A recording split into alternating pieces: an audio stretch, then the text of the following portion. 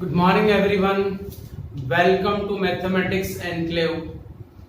આપણે જે ટોપિકમાં છીએ નામ છે એનું સંબંધ અને વિધેય. સંબંધનો પાર્ટ આપણે પૂરો કર્યો. વિધેયના પાર્ટમાં આપણે કાલે એન્ટર થઈ ચૂક્યા છે. We are on the door of the વિધેય means function. Function is English word for the વિધેય. એ ટોપિકમાં થોડીક સમજૂતી લઈ અને આપણે ટાઇપ્સ ઓફ ધી ફંક્શન્સ એટલે કે વિધેયના પ્રકારોમાં આજે જવાનું છે અને આવતીકાલે વિધેયના પ્રકારો પૂરા થશે.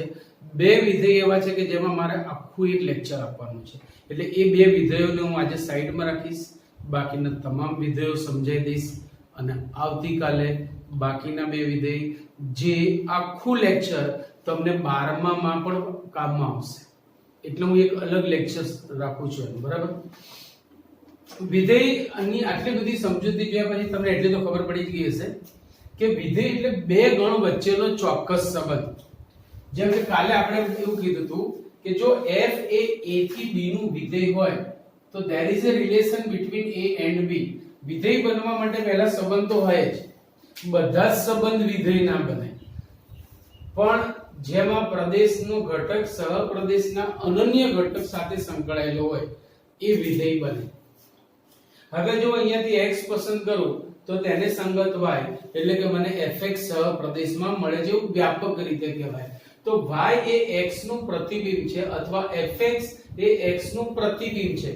fx is an image of x under f. f હેઠળનું આ પ્રતિબિંબ છે એવું કહી શકાય. તો હવે આ જ વસ્તુને આપણે એક ચોક્કસ ઉદાહરણથી લેવા માંગીએ છીએ. દાખલા તરીકે હું એક ચોક્કસ વિધેય લઉં છું. ધારો કે પ્રદેશ a બરાબર n લઈ લો, ગણ n, જેને આપણે પ્રાકૃતિક સંખ્યા ગણ કહીએ છીએ એ લઈ લીધું. મતલબ પ્રદેશમાં હું કઈ સંખ્યાઓ લઈ શકું?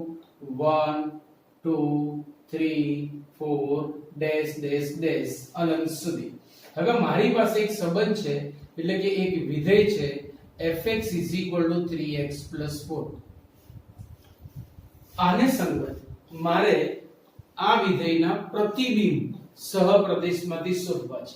તો કાલે જ આપણે વાત થઈ કે આ x હંમેશા આપણે ક્યાંથી પસંદ કરવાનો?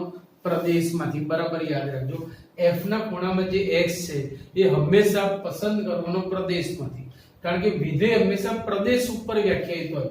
પ્રદેશ સિવાયના ઘટકો માટે આપણે ચર્ચા કરી શકીએ નહીં. સમજાય છે કે વસ્તુ? તો મેં x ધારો કે પહેલા 1 લીધું, x 1 લીધું એટલે મને f1 is equal to 3 into 1 plus 4 equal to 7 મળ્યું. એટલે 1 સાથે સંબંધિત સહપ્રદેશનો ઘટક 7 છે. 7 એટલે f1 આપણે આમ પણ કહી શકીએ 1 is related with 7. so 7 is an image of 1. 7 એ 1 નું પ્રતિબિંબ છે. 7 ના બદલે તમે f1 પણ કહી શકો છો. f1 is an image of 1 under f.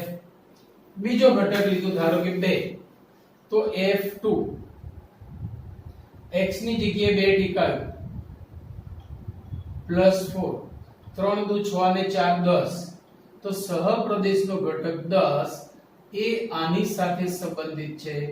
જેમ કે આમ કહી શકાય 2 is related with 10.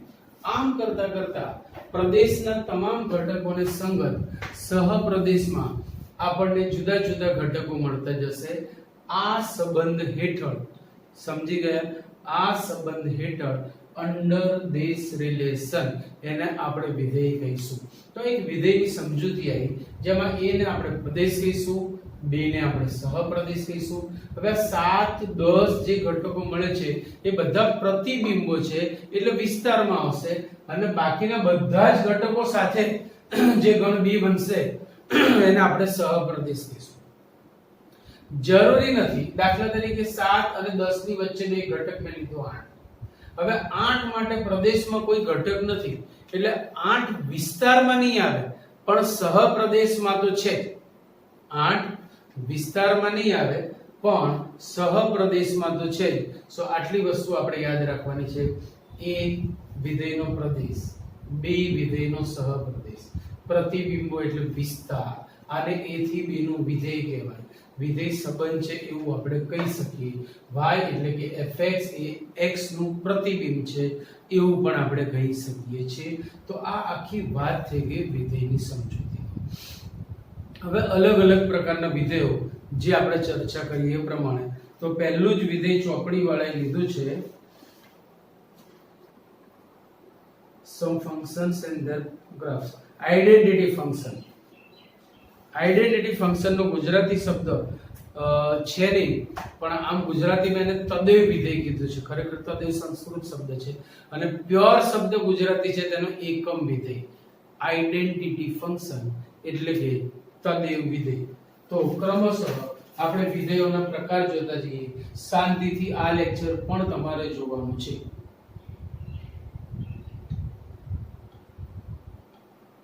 તદેવ વિધેય જેનો ઇંગ્લિશ શબ્દ છે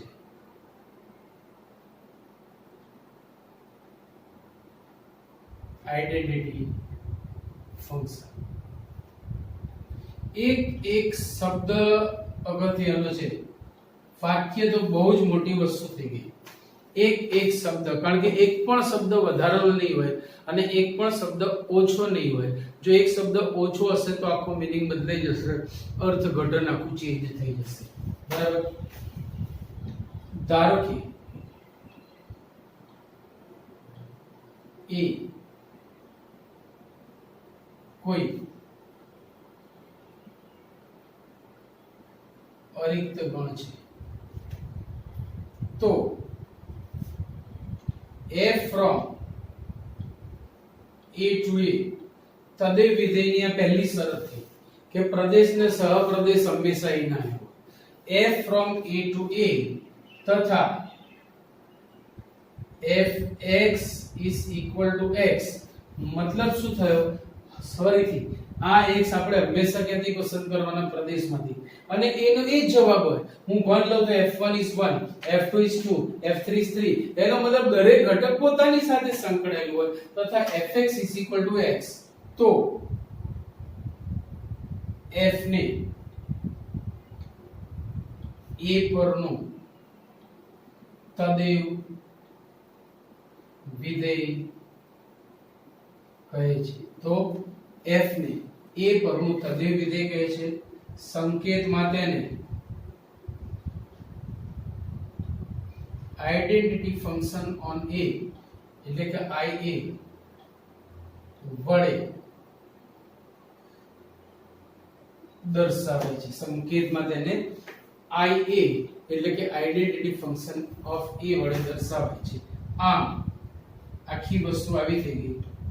હવે f લખવાના બદલે તમે આવી રીતે લખી શકો ia from a to a and iax is equal to x. તો આને કહેવાય a પરનું તદેવ વિધેય. ia from a to a iax is equal to x. આને કહેવાય a પરનું તદેવ વિધેય. દાખલા તરીકે એક ઉદાહરણ લઈએ. દાખલા તરીકે મારી પાસે ગણ a છે અને આ પણ a જ લઈએ છીએ. અહીંયા છે ઘટકો 1 2 3 4.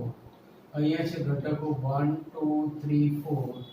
1 is related with 1, 2 is related with 1, 3 is with 3, 4 is with 4. તો હું આને f1 is 1, f2 is 2, f3 is 3, f4 is 4 કહી શકું. એટલે કે આ fx equal to x સ્વરૂપનું વિધેય થઈ ગયું. આથી આને હું કહીશ a પરનું તદેવ વિધેય ia. તો ia1, હવે આને ia કહીએ તો ia1 is 1, ia2 is 2, ia3 is 3. હવે f ના બદલે તમે ia લખી શકો છો. જો પ્રાકૃતિક સંખ્યા ગણ n પરનું તદેવ વિધેય હોય તો આપણે એને in લખીશું. જો પૂર્ણાંક સંખ્યા ગણ z પરનું તદેવ વિધેય હોય તો આપણે એને iz લખીશું. જો વાસ્તવિક સંખ્યા ગણ r પરનું તદેવ વિધેય હોય so we will write ir. જેમ કે પૂર્ણાંક સંખ્યા ગણ પરનું વિધેય iz. વાસ્તવિક સંખ્યા ગણ પરનું વિધેય IR, પ્રાકૃતિક સંખ્યા ગણ પરનું વિધેય IN, એ રીતે આપણે દર્શાવીશું. IN લખ્યું તો તે n થી n નું વિધેય થાય. IZ લખું તો તે z થી z નું વિધેય થાય. જેમ કે IN એટલે n પરનું તદે વિધેય હોય ને તો એ n થી n નું જ વિધેય થાય. યાદ રાખજો, જો z પરનું તદે વિધેય હોય ને તો એ z થી z નું જ વિધેય થાય. જો r પરનું તદે વિધેય હોય ને તો તે r થી r નું જ વિધેય થાય. મતલબ તદે વિધેયમાં જે પ્રદેશ છે તે જ સહપ્રદેશ હોય અને દરેક ઘટક પોતાની સાથે જ સંકળાયેલો હોય. જેમ કે 1 2 3 4 1 2 3 4 છે, એનો મતલબ 1 2 સાથે 2 3 સાથે 3 4 સાથે 4 1 સાથે સંકળાયેલું હોય તો એ તદે વિધેય ના બને. ભલે પ્રદેશ ને સહપ્રદેશ સમાન રહ્યા પણ ઘટકે બી પોતાની સાથે જ સંકળાવવું પડે, આજુબાજુ નહીં કે ચલો આજનો દિવસ તો આમ જાનો નહીં ચલેગા. યાદ રાખજો, દરેક ઘટકે પોતાનું જ પ્રતિબિંબ પોતે જ બનાવવું પડશે અને તો જ એ તદે વિધેય બને. બરાબર? સો આ વાત થઈ ગઈ તદે વિધેયની. The English word is identity function. ખરેખર ગુજરાતી શબ્દ છે એકમ વિધેય, પણ એકમ વિધેય કોઈ ચોપડીમાં લખતા નથી. મીનિંગ એ છે લખતા નથી, માટે હું પણ લખતો નથી. એને તમારે તદે વિધેય જ કહેવાય. એના પછી બીજું વિધેય આવે છે કોન્સ્ટન્ટ ફંક્શન, એટલે કે અચળ વિધેય. અચળ વિધેય એટલે કે constant function.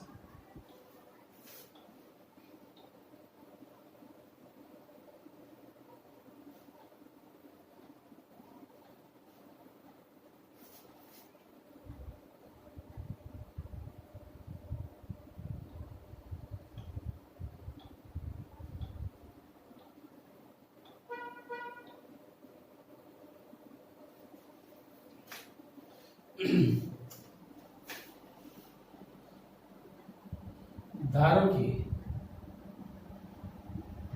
f from a to b કોઈ વિધેય છે તો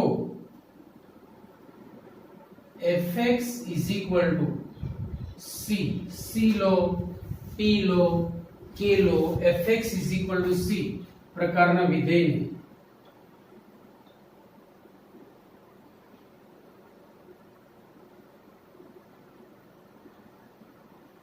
અચળ વિધેય કહે છે. મતલબ શું થયો કે અહીંયા હું x નું ગમે તે મૂલ્ય મૂકીશ પણ સામે કોઈ ચેન્જ આવવાનું નથી. કારણ એટલું જ છે કે અહીંયા x છે જ નહીં. હું અહીંયા x હોય તો તેનું મૂલ્ય મૂકું ને, એટલે આ કોના જેવી વાત થઈ તો કે ધારો કે આ a થી b નું વિધેય છે. ધારો કે પ્રદેશમાં અલ્ફા, બીટા, ગામા, ડેલ્ટા જેવા ઘટકો છે. અહીંયા c સિવાયના પણ ઘટકો છે, like a, b, c, d, e. ધારો કે મેં x ની જગ્યાએ અલ્ફા લીધું, f alpha is c, f beta is c, f gamma is c, f delta is c. તમે જોઈ શકો છો. તો પ્રદેશનો ગમે તે ઘટક લેશો, સહપ્રદેશનો ઘટક માત્ર c જ સંકળાયેલો છે, એટલે કે વિધેયમાં કોઈ ચલન જોવા મળતું નથી, તેના ઘટકો બદલાતા નથી, આથી તે ચલિત નથી અને ચલિત નથી, આથી તે અચળ વિધેય છે. તો fx c પ્રકારના વિધેયને અચળ વિધેય કહે છે. એને બીજી રીતે કહેવું હોય તો એવું કહી શકાય. હવે આ વિધેયનો સહપ્રદેશ b પોતે થશે, પણ વિસ્તાર ગણ શું થશે તો કે ખાલી c જ આવશે. એનો મતલબ એવો થયો કે અચળ વિધેયમાં તો એક જ ઘટક સંકળાયેલો હોય, એટલે હંમેશા વિસ્તારમાં એક જ ઘટક આવે, તો તેને એમ પણ લખી શકાય કે જેનો વિસ્તાર ગણ એકાકી ગણ હોય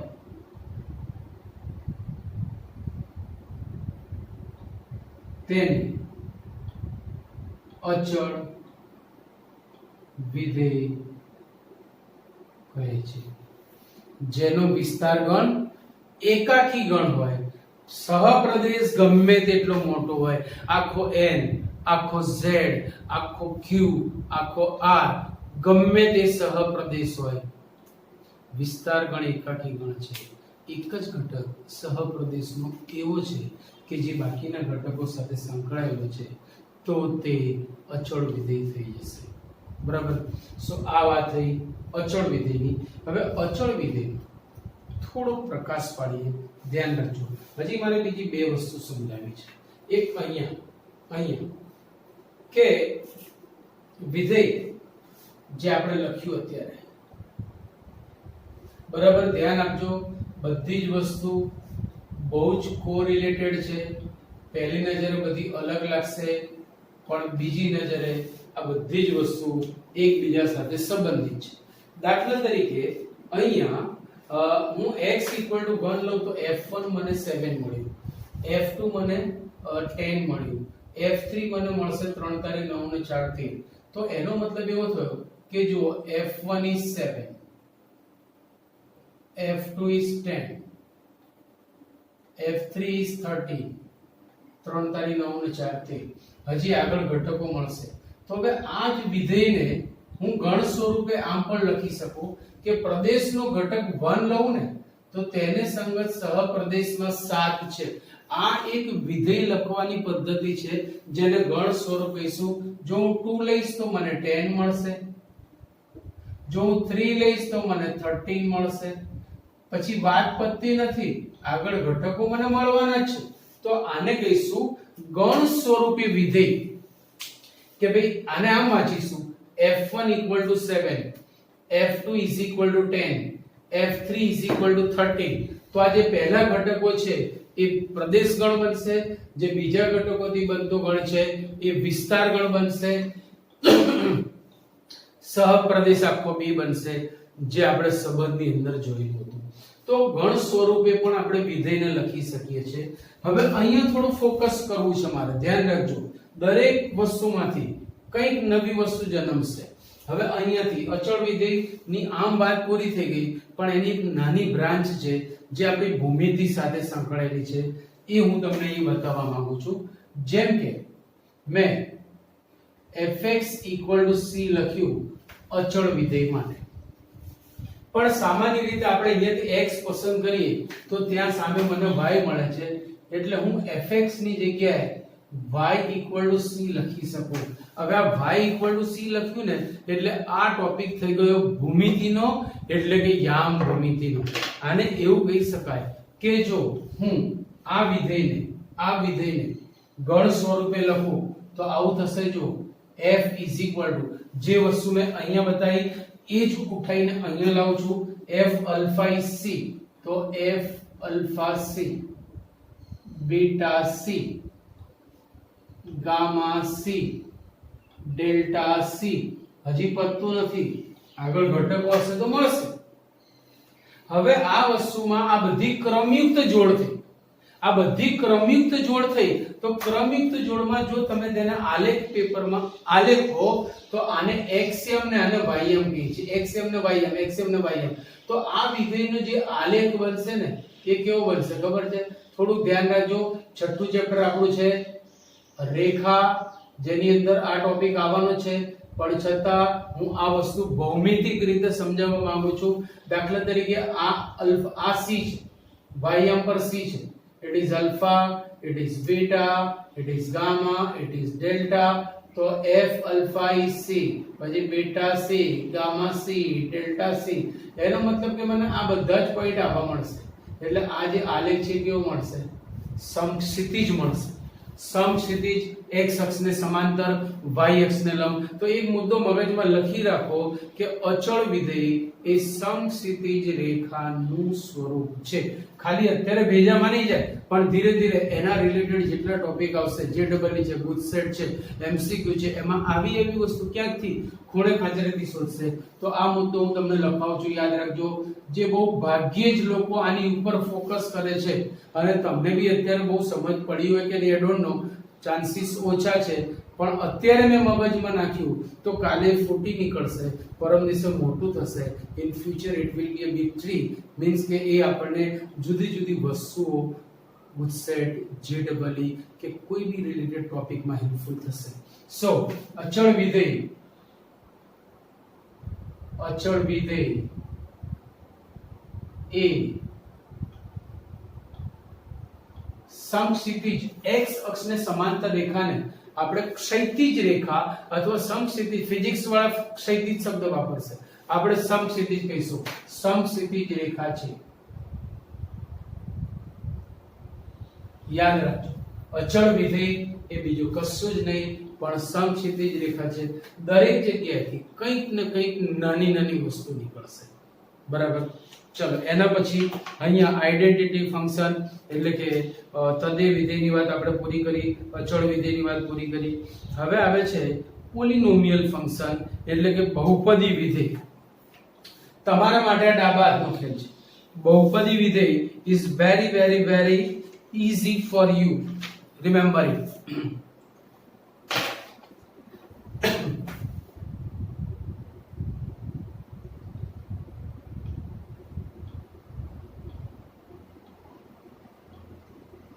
બહુપદી વિધેય, પોલિનોમિયલ ફંક્શન. પોલી એટલે વધારે.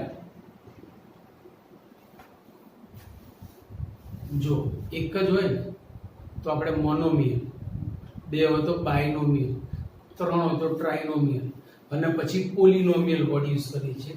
સો પોલિનોમિયલ ફંક્શન, બહુપદીય વિધેય.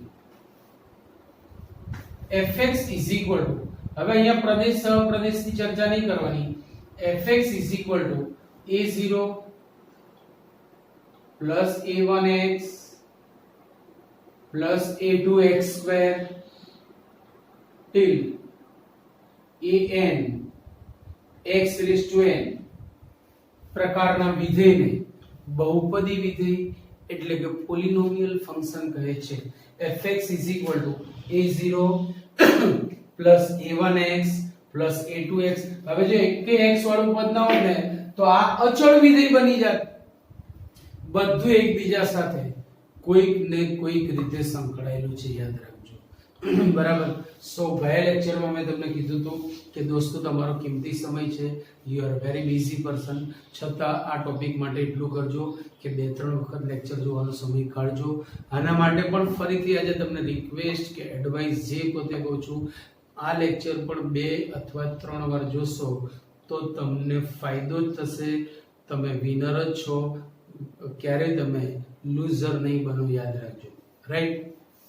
તો આ થઈ ગયું બહુપદી વિધેય. આમાં કઈ બહુ પ્રકાશ પાડવાની જરૂર નથી. તમે 8, 9, 10 માં બહુપદી px પોલિનોમિયલ ઓફ x માં px qx એનું કરીને તમે દાખલા કરતા હતા કે ભાઈ જ્યારે x 1 લઈએ અને જો તેનું મૂલ્ય 0 થાય તો એક તેનું બીજ છે અથવા x - 1 તેનો અવયવ છે.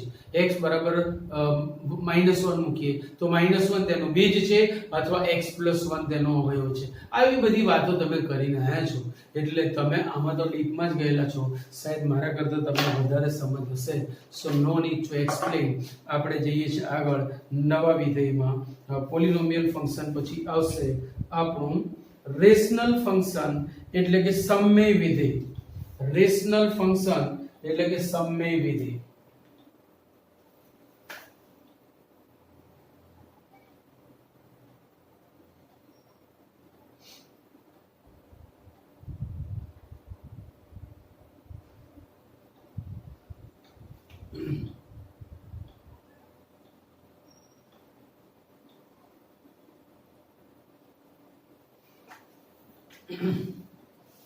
સમય શબ્દ જટિલ છે. પાસ્ટમાં બી મેં કદાચ એની ચર્ચા કરેલી છે, સમજૂતી આપી છે કે નહીં આઈ ડોન્ટ નો, બટ કદાચ ગણ વિધેયમાં આપી જશે, ગણ સંબંધમાં, ગણ ક્રિયામાં, અને નહીં હોય તો બી આગળ એની ચર્ચા થશે જ આપણી, રાઈટ. જો gx is not equal to 0, જ્યારે વિધેય, હવે f g h, બીજી વસ્તુ અહીંયા યાદ રાખજો કે f g h t like f g h t એ વિધેય દર્શાવવા માટેના વપરાતા સંકેતો છે. હવે ખબર પડી મેં આ લંબચોરસ કેમ આટલું જ બનાવ્યું હતું. મારે એટલી જરૂર હતી, વધારે નથી, એટલે મેં મોટું ના બનાવ્યું, નાનું બી ના બનાવ્યું, કારણ કે આટલી વસ્તુ અંદર આવતી નહીં, પાછળથી એવું કહી શકાય. બરાબર. તો ધારો કે gx is not equal to 0. હવે કોઈ પદ 0 નથી ને તો આપણા માઇન્ડમાં તરત જ ક્લિક થવી જોઈએ આ 11-12 સાયન્સનો પહેલો મુદ્દો કીધો કે જ્યારે કોઈ એમ કહે કે x શૂન્ય નથી, a શૂન્ય નથી, ફલાણો શૂન્ય નથી, ઢીકણો શૂન્ય નથી, કૂતરો શૂન્ય નથી, બિલાડો શૂન્ય નથી, તો સમજી લેવાનું કે એ વ્યક્તિ એ પદને છેદમાં લખવા માંગે છે, કારણ કે છેદ ક્યારેય 0 ન થાય. જો છેદ 0 તો પદ અવ્યાખ્યાયિત. મેથેમેટિક્સ ને અને એને દુશ્મનાવટ છે, એને ક્યારેય મેથેમેટિક્સ એન્ટ્રી આપી નથી. સો કોઈ એમ કે આ 0 નથી, ભાઈ x -1 શૂન્ય નથી, એટલે કે x = 1 નથી, તો તમારે સમજી જવાનું કે જે પદાવલી, જે બહુપદી, જે ફલાણું, જે ઢીકણોની વાત કરવા માંગે છે એમાં છેદમાં x - 1 આવવાનું ને આવવાનું છે. બરાબર છે. તો મેં કીધું gx શૂન્ય નથી તો gx ક્યાં આવવાનું યાર? છેદમાં. તો જો gx 0 નથી તો fx/gx પ્રકારના વિધેયની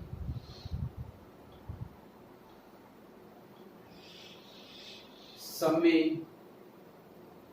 વિધેય કહે છે. જો gx શૂન્ય નથી તો fx/gx પ્રકારના વિધેયને સમય વિધેય કહે છે. એના પછી આવે છે મોડ્યુલસ ફંક્શન, એટલે કે માનાંક વિધેય. હું એને સ્કીપ કરું છું કારણ કે મારે જે મેં વાત કરી કે એક આખું લેક્ચર આપવાનું છે, એમાંનું એક વિધેય છે. એના પછી આવે છે ચિહ્ન વિધેય, એના પછી એલ્જેબ્રા. સો પ્લીઝ આટલું લખી લો એટલે આગળ જઈએ. તો એના પછી આપણે એન્ટર થઈએ છીએ ચિહ્ન વિધેયમાં. ચિહ્નનો અંગ્રેજી શબ્દ છે સાઇન. બરાબર. SIGN. એટલે આ વિધેયનું નામ મિસ્ટર ગણિત શાસ્ત્રીઓએ સાઇનમ ફંક્શન અથવા ઘણા લોકો આને સિગ્નમ ફંક્શન भी કહે છે. સિગ્નમ ફંક્શન को કે સાइनम फंक्शन मतलब वही रहेगा, बोलने से कुछ फर्क पड़ता नहीं है. તો આ વિધેયનું કામ શું છે? જે બધા વિધેયો છે ને, તો પિક્ચરમાં તમે જોજો કે ખાલી હીરો હિરોઈનનું તો પિક્ચર નથી બનતું, એમાં વિલનની પણ જરૂર પડે. Right.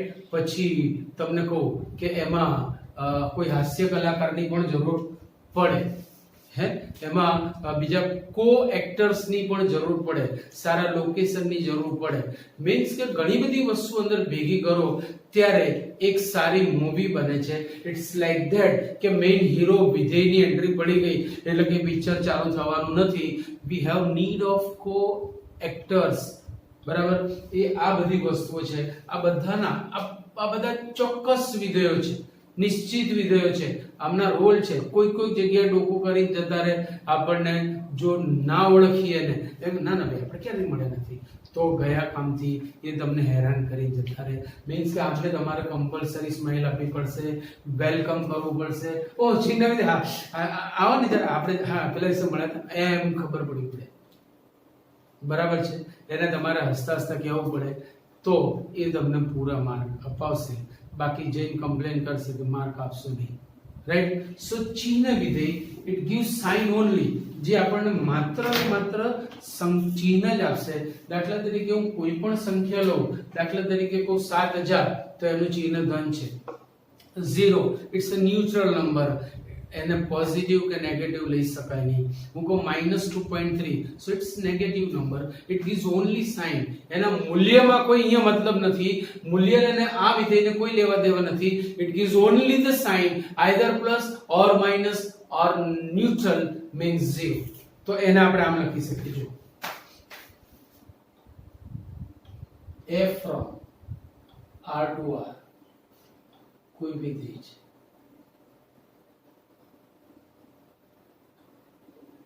f from r to r કોઈ વિધેય છે. જો હવે આ લખવાની પદ્ધતિ બરાબર સમજો. fx is equal to 1 when x greater than 0. બરાબર સમજો. જો હું x નું મૂલ્ય ધન લઈશ તો મને અહીંયા x ગમે તે મૂકીશ પણ જવાબ 1 જ મળશે. ભાઈ 1 સર તમે તો ચિહ્નની વાત કરતા હતા ને. ભાઈ આ ચિહ્ન જ છે. હું સીધું પ્લસ લખું અહીંયા પ્લસ તો માર્કેટમાં પ્લસ મળતું નથી. યાદ રાખજો. એકલું પ્લસ મળતું નથી, એની જોડે તમારે કોઈ સંખ્યા લેવી જ પડે. તો મેં લીધી 1 એટલે લખ્યું +1. હવે +1 લખો કે 1 લખો, તમે 1 લો છો તો પ્લસ ફ્રી છે. સમજ્યા કે નહીં? તો પછી શા માટે પ્લસ કરી દઈએ? 1 જ ના કરી દઈએ? પ્લસ તો ફ્રી માં આવે છે. સો ઇનડાયરેક્ટલી ઇટ ગિવ્સ સાઇન. આ આપણને ચિહ્ન આપે છે કે કોઈ પણ ધન સંખ્યા હશે તો તેનો સહગુણક +1 હશે. તેનો સહગુણક +1 હશે. સો x નું મૂલ્ય તમે જ્યારે ધન લો છો ત્યારે એનું ચિહ્ન થાય છે 1 એટલે કે plus. 0 when we take x equal to 0 and -1 when we will take x less than 0. જો કોઈ સંખ્યા ઋણ હશે તો તેનું ચિહ્ન ઋણ હશે, બટ માઈનસ પણ એકલું માર્કેટમાં મળતું નથી એટલે તમારે -1 લેવું પડે અને -1 જ કમ્પલસરી લખવું પડે. તમે સમજી શકો છો. તો કોઈ બી સંખ્યા લાવો એનું ચિહ્ન આ ત્રણમાંથી જ એક હોય. તમે x ના ગમે તે મૂલ્ય લેશો, fx એટલે કે y અચળ 1 જ આવવાનું, x નું મૂલ્ય 0 તો 0. x નું ગમે તે ઋણ મૂલ્ય લેશો તો fx એટલે કે y -1 જ આવવાનું. એટલે એનો આલેખ કેવો બનશે એ જસ્ટ અહીંયા તમને દોરીને બતાવું છું. ખાલી યાદ રાખજો, ચર્ચા અત્યારે એટલે નથી કરતા કે આલેખ દોરવા માટે તમે હજી નાના છો. સો રિમેમ્બર ઇટ. એટલે કેવો આલેખ છે એ જ તમને જસ્ટ બતાવું છું. It is 1, it is 0, it is -1. હવે જો જ્યારે હું x ધન લઈશ, આ y અક્ષ છે, y અક્ષ પર xm 0 આવે, x અક્ષ પર ym 0 આવે. આવું તમે 10માં શીખીને આયા છો. x નું મૂલ્ય હું ધન લઈશ એટલે કે 0 નથી લેતો, એટલે કે આમ, ત્યારે મને y નું મૂલ્ય 1 જ મળશે. fx એટલે y એટલે 1. x equal to 0 લઈશ ત્યારે મને y 0 જ મળશે. ડાર્ક સર્કલ નો મતલબ કે એ મુદ્દો એ પોઈન્ટ ત્યાં અસ્તિત્વ ધરાવે છે. ઓપન સર્કલ નો મતલબ કે આ બિંદુ જે 0 1 છે એ આમાં નથી. Similarly when we take x negative it gives this side. આ એનો આલેખ બનશે. તમારી ચોપડીમાં બી કદાચ આપેલો હશે છે, તમે જોઈ શકો છો. તો આ કેવી રીતે આવ્યો અત્યારે હું સરી સમજાઈ નથી શકતો, કારણ કે આલેખ વિશેનું નોલેજ મેં હજી મારે જે રીતે મારે ખાલી R2 માં યામ પદ્ધતિ સમજાવતા એક લેક્ચર ઓછામાં ઓછું થશે. x અક્ષ y અક્ષ અને આ બધી માહિતી આટલું જ આપતા, સમતલ વિશેની સમજૂતી આપતા આપણને એક લેક્ચરની જરૂર પડશે. ભલે તમે 10મા ધોરણમાં શીખીને આવ્યા, પણ ત્યાં જે મર્યાદાઓ છે એ મર્યાદાઓ ઓળંગીને આપણે છેક આગળ જવાનું છે. બરાબર છે? એટલે હું આમાં વધારે પ્રકાશ પાડતો નથી. તો જે વિધેય માત્ર ચિહ્ન આપેલા આને બરાબર ઓળખજો ભાઈ. તમને એકલું આ જ આપે ને આમાંનું કશું ના આપ્યું હોય, નામ બી ના આપ્યું હોય, ના વિધેય આપ્યું હોય તો તમને ખબર પડી જવી જોઈએ, ઓહો આ તો આપણું પેલું ચિહ્ન વિધેય, એમ ખબર પડવી જોઈએ દોસ્તો. તો જ મજાનું કામનું, નહીંતર બધું ગયા કામથી. બરાબર? ચિહ્ન વિધેય પછી આપણી પાસે આવે છે પૂર્ણાંક ભાગ વિધેય, જેને પણ હું સ્કીપ કરું છું. એના પછી આવે છે એલ્જેબ્રા ઓફ ફંક્શન્સ એટલે કે વિધેયોનું બીજગણિત. Real functions, algebra of real functions એટલે કે વિધેયોનું બીજગણિત. એ પોતે પણ એક 10 મિનિટનો ટોપિક છે. સો આજે વધારે ન લેતા આપણે અહીંયા સુધી રાખીએ છીએ દોસ્તો. આટલી વસ્તુ શક્ય હોય તો તમે ઓછામાં ઓછી 2 વખત આ લેક્ચર જોજો અને માણજો. વધુ માહિતી આવતા લેક્ચરમાં લઈશું. ત્યાં સુધી okay, C you, bye bye.